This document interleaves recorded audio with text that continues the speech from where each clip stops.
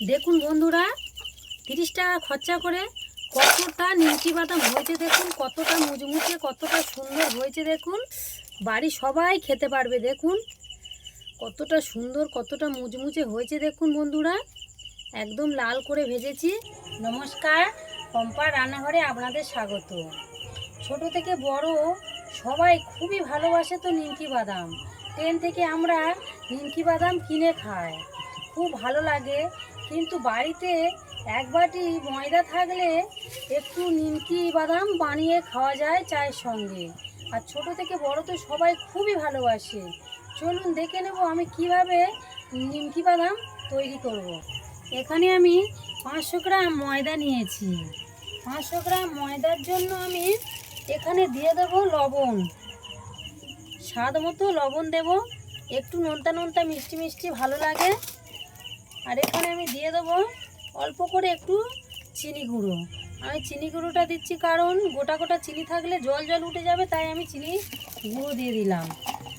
এখানে দিয়ে দেবো আমি অল্প করে কালো জিরে ছড়িয়ে দেব, আর অল্প করে জোয়ান আমি হাতে ঘষে আমি দিয়ে দেব।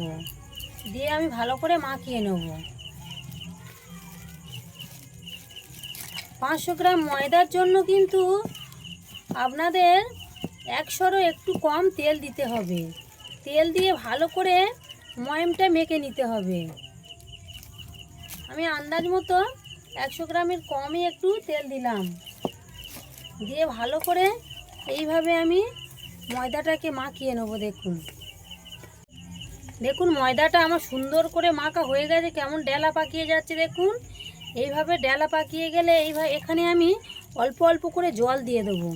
একেবারে জলটা দিতে যাবেন না, নরম হয়ে যাবে, তাই আমি এখানে অল্প অল্প করেই জল দেব।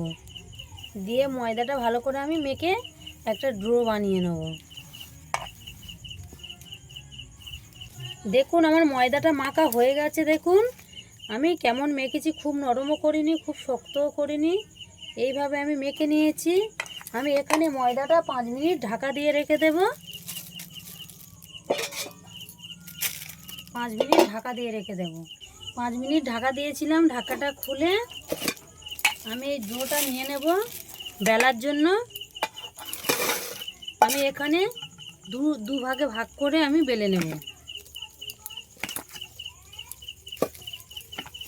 ছড়িয়ে রাখি, এখানে আমি একটু ময়দা ছড়িয়ে দেব,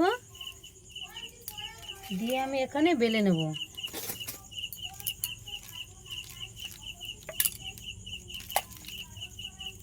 খুব পাতলা করেও বেলবো না, আর খুব মোটাও করবো না। দেখুন এইভাবে আমি পুরোটা বেলে নেব। দেখুন আমি কেমন বেলে নিয়েছি, খুব মোটাও করিনি, খুব পাতলা করিনি, এইভাবে কেটে নেব। দেখুন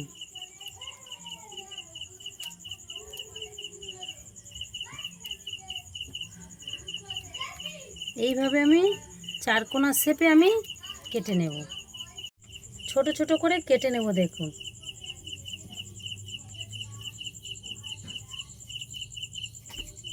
পুরোটাই এইভাবে আমি শেপ দিয়ে কেটে নেব।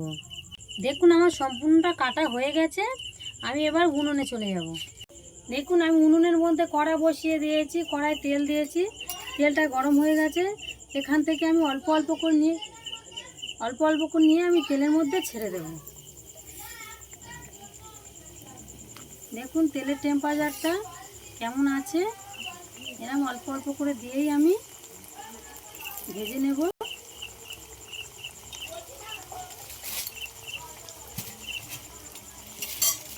একটু প্রথমে নাড়বো না, একটু তেলটা ভালো করে গরম হয়ে ওটা ভেসে উঠলে তারপরে আমি হালকাভাবে এইভাবে উল্টে দেব। উল্টে পেটে ভালো করে আমি ভেজে নেব। দেখুন কতটা সুন্দর কালার চলে এসছে, নিমকিগুলো লাল লাল হয়ে কালার চলে এসছে। আমি এবারে নিমকি কটা তুলে নেব, নিয়ে একইভাবে বাকি নিমকিগুলো আমি ভেজে নেব।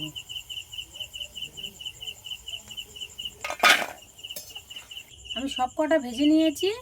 এবার এখানে আমি একই তেলে আমি 1 বাটি বাদাম নিয়েছি, বাদাম কটা ভেজে নেব।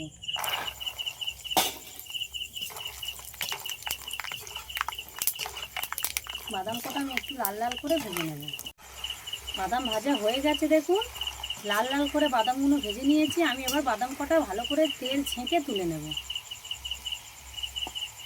নিয়ে নিমকির মধ্যে আমি দিয়ে দেব। দেখুন বন্ধুরা, 30 টাকা খরচা করে কতটা নিমকি বাদাম হয়েছে দেখুন, কতটা মুচমুচে, কতটা সুন্দর হয়েছে দেখুন। দেখুন কতটা সুন্দর, কতটা মুচমুচে হয়েছে দেখুন বন্ধুরা, একদম লাল করে ভেজেছি। এই নিমকি বাদামের রেসিপিটা আপনাদের ভালো লাগলে লাইক, কমেন্ট, শেয়ার, সাবস্ক্রাইব করে দেবেন। ধন্যবাদ।